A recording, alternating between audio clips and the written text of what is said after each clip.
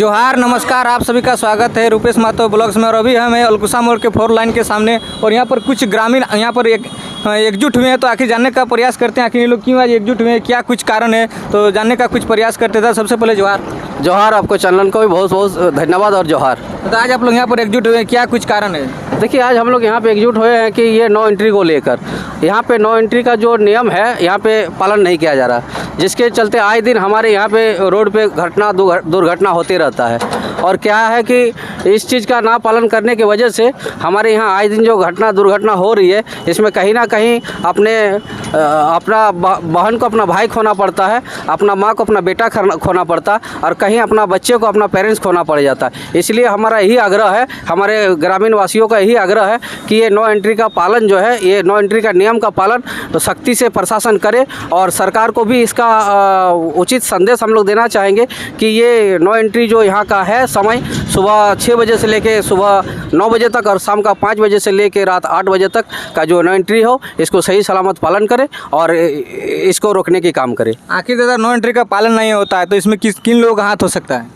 यहाँ कहीं ना कहीं पॉलिटिकल इशू है, सरकार का अपना मंशा है, उन लोग को अपना कमीशन है, जिसके लिए ये लोग हैवी वाहन को नहीं रोकते हैं। इसलिए सरकार से मेरा यही आग्रह होगा, अगर ये लोग सही सलामत अगर इस चीज़ का नियम को पालन नहीं करते तो हम लोग रोड पे उतर आके आंदोलन करेंगे। तो क्या लगता है ये आखिर जो ये पालन नहीं हो रहा है तो क्या इनसे क्या कुछ दिक्कतें का सामना करना पड़ता है लोगों को चलने फिरने में?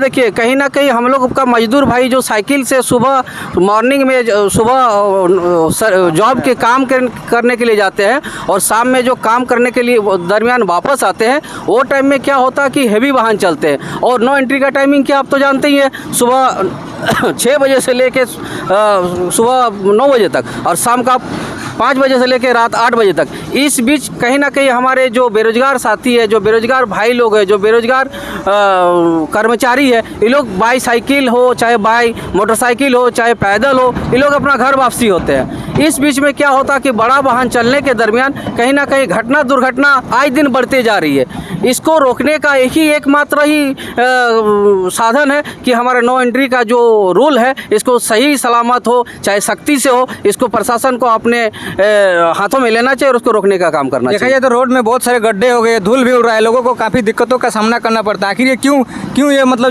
जो जिसके देख रेख में ये रोड है, वो क्यों नहीं इस पर ध्यान दे रही है? ये बोल तो रहे हैं, इस पे ध्यान देने का उसको है ही नहीं, उसको पॉकेट गरम से उसका मतलब है। वो तो इस रोड का जो भी है, ये तो आम जनता को तकलीफ हो रही है, वो तो आम जनताओं से उसको कोई मतलब ही नहीं है। वो तो एक तरह से अगर देखा जाए तो प्लांट वालों से हो चाहे हैवी वाहन से हो, कहीं ना कहीं उन्होंने अपने पॉकेट भरने का काम किया, इसलिए उन्होंने अपने आवाज़ नहीं उठाते। ये तो हम लोग को पीड़ा है, हम लोग को दर्द है, हम लोग को तकलीफ होती है। इतना डस्ट जो हो रहा है यहाँ का, जो हम लोग ग्रामीण वासी है, हम लोग को बीमारी से जूझना पड़ रहा है। कहीं ना कहीं हम लोग को तो इस चीज़ से रिलीफ नहीं हो रहा, हमारे पोल्यूशन की गंदगी फैल रहा है। इसलिए हम हमेशा से सरकार से आग्रह है, हमेशा पूरा ग्रामवासियों से हम लोग का यही सरकार से आग्रह रहेगा कि इसको जो नो एंट्री है, कम से कम इसका सही सलामत पालन करे और अपना उचित जो कार्रवाई है उस पर ध्यान दे। और यहाँ का जो प्रशासन है, यहाँ का जो लोकल पॉलिटिकल है, यहाँ का जो विधायक है, वो भी इस चीज़ को मद्देनज़र रखते हुए इस चीज़ का अगुवाई करे और हमारे जो दुर्घटना हो रही है, इस पर रोकने का प्रयास का काम देखा जाए तो यहाँ पर अधिकतर इलेक्ट्रोशिल जनता के भारी वाहनों का है ज़्यादा पर यहाँ पर इस रोड में मतलब चलते हैं, ये तालगोड़िया मोड़ से होकर तालगोड़िया स्टेशन तक। तो आखिर कंपनियाँ अभी क्यों नहीं इन पर सुधार कर रही है? कंपनियां सुधार नहीं कर रही है। कंपनी जो है कि वो यहाँ का प्रशासन को हो चाहे यहाँ का लोकल विधायक हो, उनको अपने हिसाब से चला रही है, वो उनको वेतन दे रही है। वो लोग यहाँ का जो लोकल विधायक है उसको तो कंपनी पेमेंट दे रही है, यहाँ का जो प्रशासन है उसको तो कंपनी अपने हिसाब से चला रही है। इसलिए उन्होंने इसके लिए कोई पहल नहीं उठा रही है। और एक दादा थोड़ा इनसे भी कुछ जानना पड़ता है, आप कुछ कहना चाहेंगे इस मुद्दे पर? देखिए, ये नो एंट्री में बहुत प्रॉब्लम है। जैसे ये 1 सप्ताह का टाइम है, एक एक्सीडेंट हुआ, पहले भी एक एक्सीडेंट हुआ, होते रहता है। मैया योजना जैसे मैया नहीं बचेगा तो योजना देखिए आप क्या कीजिएगा, वही प्रॉब्लम हो रहा है। क्या ये सुधार होना चाहिए? सुधार जरूरी होना चाहिए। सुधार के लिए बहुत परिश्रम किया, लेकिन कोई सुनने वाला यहाँ नहीं है। सबका अपना अपना ई में लगा हुआ है। आप कुछ कहना चाहेंगे?